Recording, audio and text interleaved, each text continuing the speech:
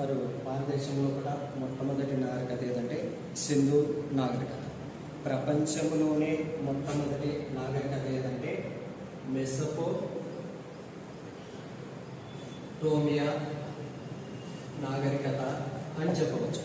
ప్రపంచంలోనే మొట్టమొదటి నాగరికత మెసొపొటేమియా నాగరికత. మెసొపొటేమియా అంటే అర్థం ఏంటంటే రెండు నదుల మధ్య ప్రదేశము అని అర్థం. మెసొపొటేమియా అంటే అర్థం రెండు నదుల మధ్య ప్రదేశం. రెండు నదులు ఏంటంటే యూఫ్రటీస్,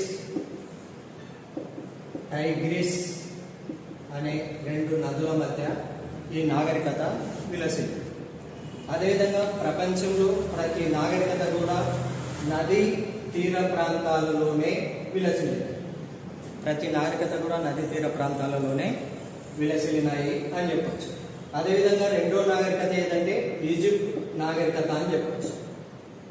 ఈజిప్ట్ నాగరికత.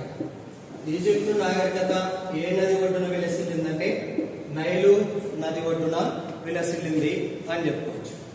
తర్వాత మూడో నాగరికత ఏంటంటే సింధు. సింధు నాగరికత అంటేనే అది ఇండియన్ నాగరికత అని చెప్పచ్చు. ఇండస్ వ్యాలీ సివిలైజేషన్ అని చెప్పచ్చు. అదేవిధంగా ప్రపంచంలోనే అతిపెద్ద నాగరికత ఏంటంటే సింధు నాగరికత వైశాల్య పరంగా అని చెప్పుకోవచ్చు. అదేవిధంగా నాగరికత అనే పదానికి చాలా మందికి అర్థం తెలియదు. నాగరికత అంటే అర్థం ఏంటంటే సమాజంలో సాంకేతిక శాస్త్ర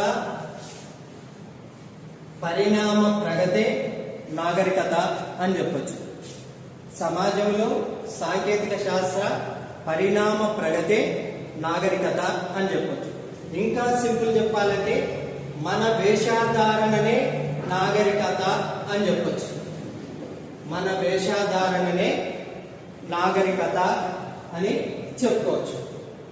అదేవిధంగా మరి ప్రపంచంలో కూడా నాగరికతలతో సత్సంబంధాలు కలిగి ఉంది సింధు నాగరికత.